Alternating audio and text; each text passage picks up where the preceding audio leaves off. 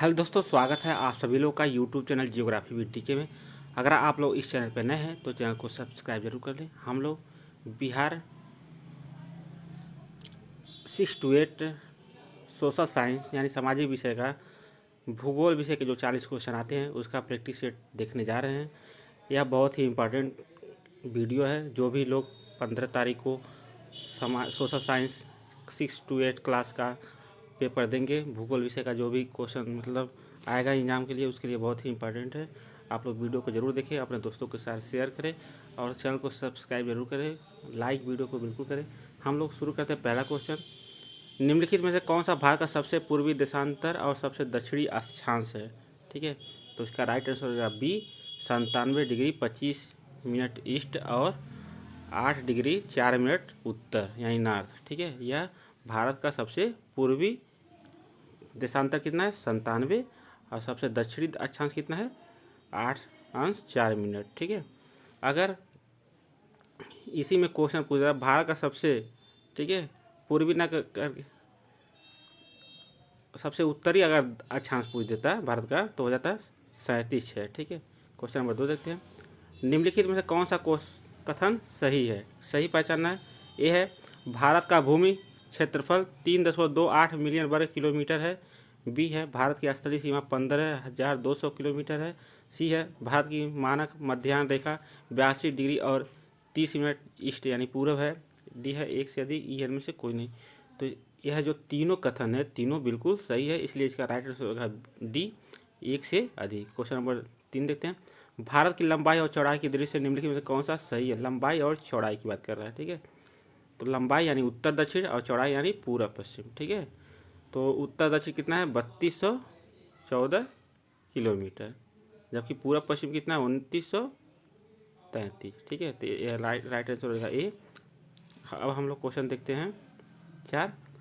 मालाबार तट के संबंध में निम्नलिखित में से कौन सा कथन सही है? सही पहचानना। ठीक है, भारत के पूर्वी तट के किनारे एक संकीर्ण मैदानी पट्टी है, बिल्कुल गलत है। जो मालाबार तट है यह कहाँ है? भारत के पश्चिमी तट पे, गोवा के दक्षिण पश्चिम तटीय पट्टी है, ये सही है। मालाबार तट का अधिकांश भाग केरल राज्य में स्थित है, बिल्कुल सही है। इसका कुछ भाग कर्नाटक में भी स्थित है। क्वेश्चन नंबर 5, दक्षिण भारत की नदियों के संबंध में निम्नलिखित में से कौन सा कथन सही है? सही पहचानना है। नर्मदा नदी सतपुड़ा श्रेणी के दक्षिण में बह रही है, बिल्कुल गलत है। जो नर्मदा नदी है यह विंध्यन पर्वत और सतपुड़ा श्रेणी के बीच में बहती है। ठीक है, देखिए तापी नदी सतपुड़ा श्रेणी के दक्षिण में बह रही है, बिल्कुल सही है। बी इसका सही हो जाएगा। सी देखते हैं। नर्मदा नदी विंध्य और सतपुड़ पर्वतमाला के बीच गुजर रही है, ये भी बिल्कुल सही है। इसलिए इसका राइट आंसर होगा डी, उपरोक्त में से एक से अधिक। यानी देखिए जो विंध्यन पर्वत है उसके नीचे सतपुड़ा श्रेणी है, यहाँ से सतपुड़ा श्रेणी के दक्षिण में बहती है तापी नदी और विंध्यन और सतपुड़ा के बीच में नर्मदा नदी बहती है। ठीक, अब हम लोग क्वेश्चन देखते हैं 6।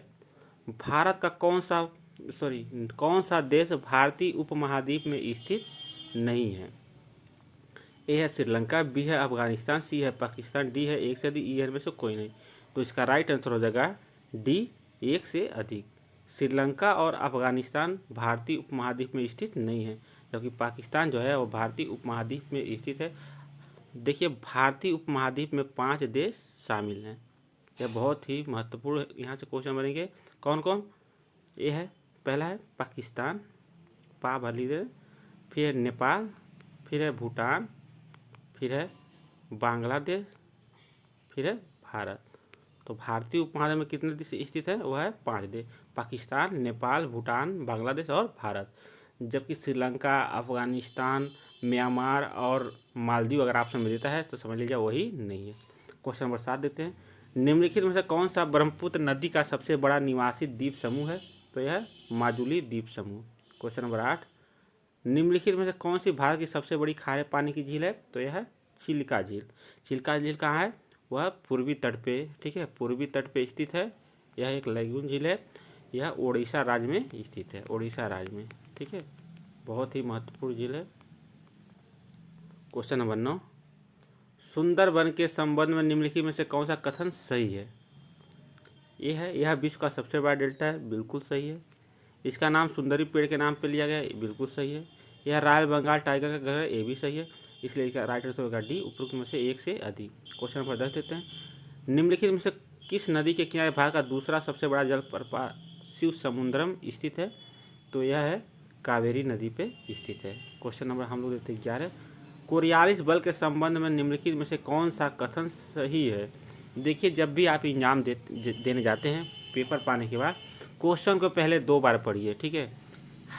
नहीं पूछ रहा है कि सही है पूछ रहा है, नहीं या सही है पूछ रहा है, इसमें आप ज़रूर ध्यान दें। उसके बाद ऑप्शन पे विचार करें, तब जाके उसका आंसर दें।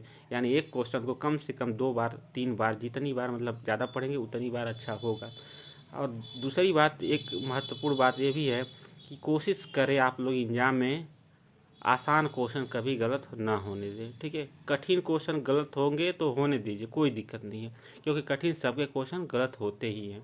लेकिन आसान क्वेश्चन अगर आप गलत करते हैं तो आप एग्जाम से बाहर हो जाएंगे, ठीक।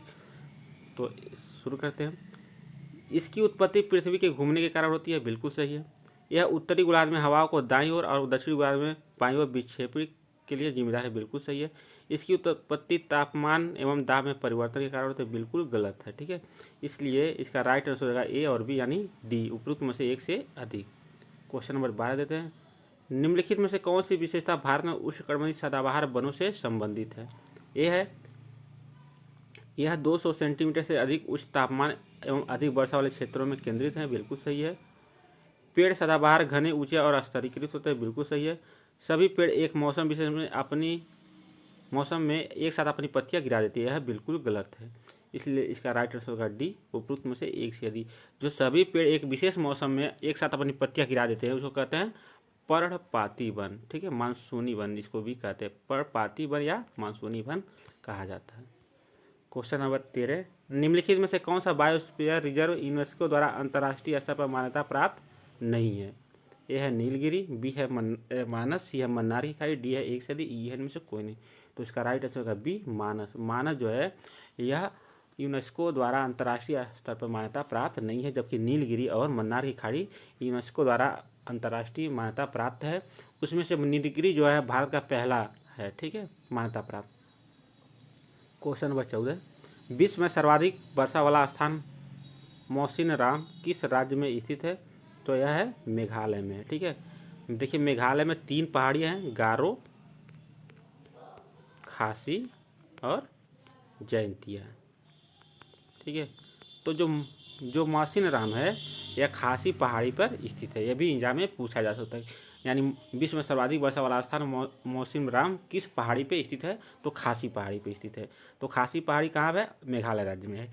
और इन पहाड़ियों का नाम किसके आधार पर रखा गया था? तो जनजातियों के नाम पे, जनजातियों के नाम पे, क्योंकि इन तीनों पहाड़ियों का नाम जनजातियों के नाम पे रखा गया। जैसे गारो, खासी, जयंतिया, यह जनजाति भी हुए और एक पहाड़ी भी है। Question number 15। भारत में 70 सेंटीमीटर से कम वार्षिक वर्षा वाले क्षेत्रों में प्राकृतिक वनस्पति का वर्णन किस रूप में किया गया है? ए है उष्णकटिबंधीय मानसूनी वन, बी है उष्णकटिबंधीय कांटे और झाड़ियाँ, सी है उष्णकटिबंधीय सदाबहार वन, डी है एक से अधिक, ई है में से कोई नहीं। तो इसका राइट आंसर होगा बी, उष्णकटिबंधीय कांटे और झाड़ियाँ। जहाँ पे भी भारत में 70 सेंटीमीटर से कम वर्षा होता है तो वहाँ पे कांटे और झाड़ियाँ पाई जाती है, उष्णकटिबंधीय।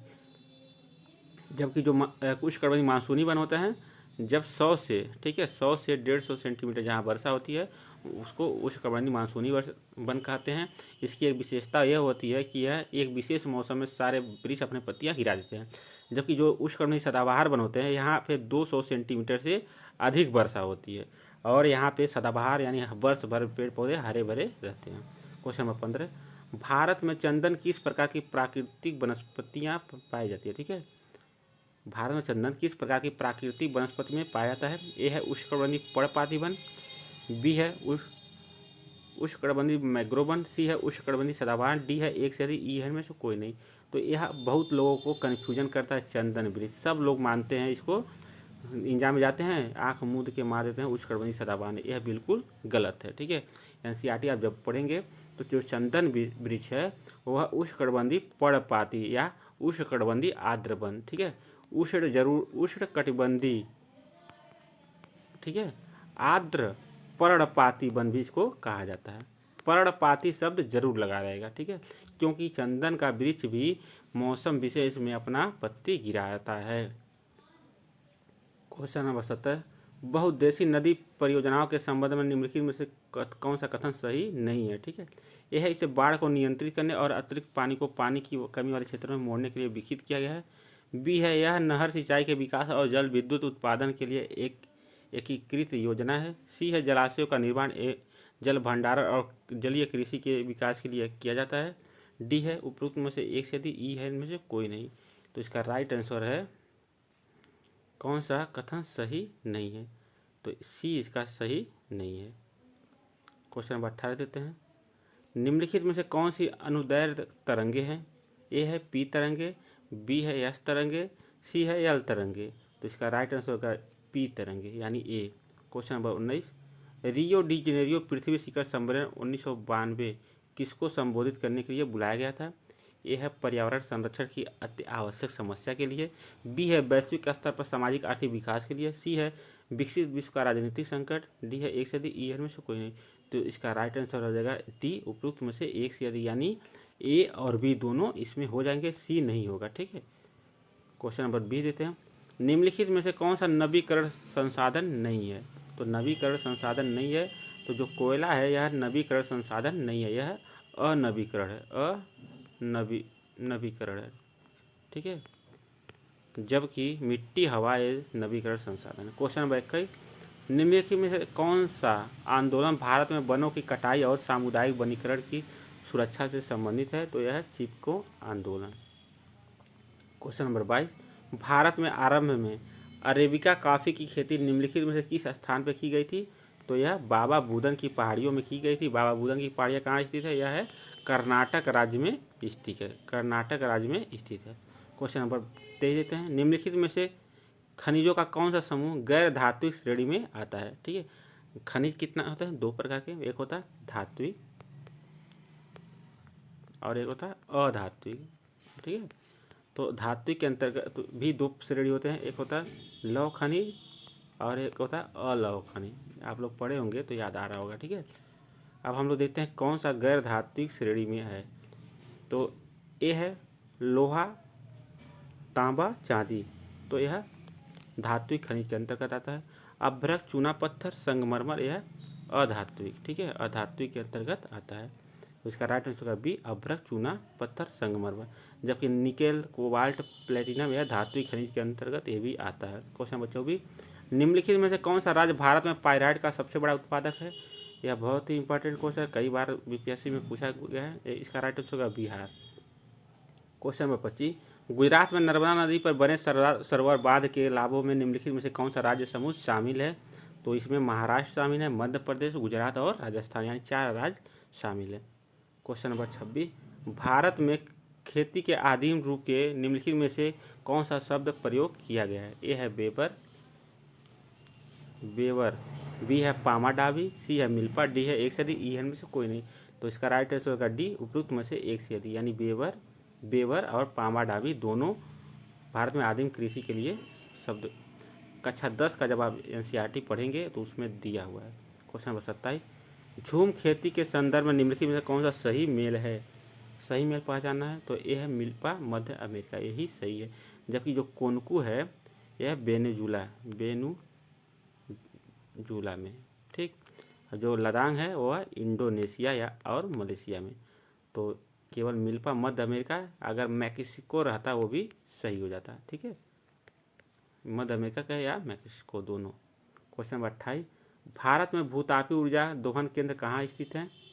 यह है हिमालय प्रदेश में पार्वती घाटी, बी है लद्दाख में पूगा घाटी, डी है राजस्थान में अरावली पर्वत, सी, और डी है उपरोक्त में से एक से अधिक, यह में से कोई नहीं। तो इसका राइट आंसर होगा डी, उपरोक्त में से एक से अधिक, यानी हिमाचल प्रदेश में जो पार्वती घाटी वहाँ और लद्दाख में पूगा घाटी दोनों जगह भूतापी ऊर्जा दोहन केंद्र स्थापित है। क्वेश्चन नंबर 29, लौह एवं इस्पात उद्योग के संबंध में निम्नलिखित में से कौन सा कथन सही नहीं है, ठीक है, कथन सही नहीं है। ए है, इसे बुनियादी उद्योग कहा जाता है, बिल्कुल सही है। बी है, इसे प्रकाश या लाइट उद्योग कहा जाता है। सी है, यह कच्चे माल की निकटता वाले क्षेत्रों में स्थित है, ठीक है। तो जो सी है यह सही नहीं है, ठीक है। क्योंकि अगर आप लोग देखेंगे आंध्र प्रदेश में भी लौह इस्पात संयंत्र यानी बीजाग स्थित है, पत्तन आधारित है। वहाँ पे कच्चे माल जहाँ है वहीं पे केवल नहीं स्थापित होता है, कहीं भी हो जाता है, ठीक है। तो दो इसमें ए और बी तो सही है, लेकिन सी इसमें सही नहीं है, तो इसलिए राइट आंसर होगा सी। क्वेश्चन नंबर 30 देखते हैं। भारत में निम्नलिखित में से कौन से चरम स्थान पूर्व और पश्चिम गलियारे से जुड़े हुए हैं? ए है श्रीनगर चेन्नई, बी है सिलचर और पोरबंदर। इसका राइट आंसर है बी, सिलचर और पोरबंदर। अब हम लोग क्वेश्चन नंबर 31 देते हैं। मिसमी, बैरल और लुसाई क्या है? ए है पहाड़ियाँ, बी है जनजातियाँ, सी है नदियाँ और पहाड़ियाँ, डी है एक से अधिक। तो इसका राइट आंसर होगा डी, उपयुक्त में से एक से अधिक। यानी जो मिसमी, बैरल, लुसाई है यह पहाड़ियाँ भी है और जनजातियाँ भी हैं। क्वेश्चन नंबर 32 देते हैं। निम्नलिखित में से कौन भारत की प्राचीनतम चट्टान है? तो ए है धारवाड़, बी है कुडप्पा, सी है विंध्यन। इसका राइट आंसर होगा ए धारवाड़। क्वेश्चन नंबर 33 देखते हैं। आंतरिक हिमालय की औसत ऊंचाई कितनी है? तो आंतरिक हिमालय की, इसको आंतरिक हिमालय को, ठीक है, महान हिमालय भी कहा जाता है या इसको हिमाद्री भी कहा जाता है, ठीक है। तो इसका राइट आंसर होगा ए 600,000 मीटर। Question number 34। पेन्नार नदी का उद्गम स्थल है? तो पेन्नार नदी का उद्गम स्थल है नंदी पहाड़ी, कर्नाटक। Question number 35। भारत में सर्वाधिक ज्वारीय वन क्षेत्र वाले राज्य हैं? तो इसका राइट आंसर होगा ए पश्चिम बंगाल और गुजरात। Question number 36। महाभारत लेख नामक पर्वत स्थित है? तो महाभारत लेख नामक पर्वत वह नेपाल में स्थित है। Question number 37। विश्व की 75% जनसंख्या किन अक्षांशों के मध्य निवास करती है? ए है इसका राइट आंसर है सी, कर्क रेखा से 37 डिग्री उत्तरी अक्षांश के मध्य। Question number 38। जनवरी माह में भारत में 20 डिग्री से डिग्री की समताप रेखा का विस्तार माना जाता है? तो इसका राइट आंसर है ए, कर्क रेखा के समानांतर किंतु दक्षिण।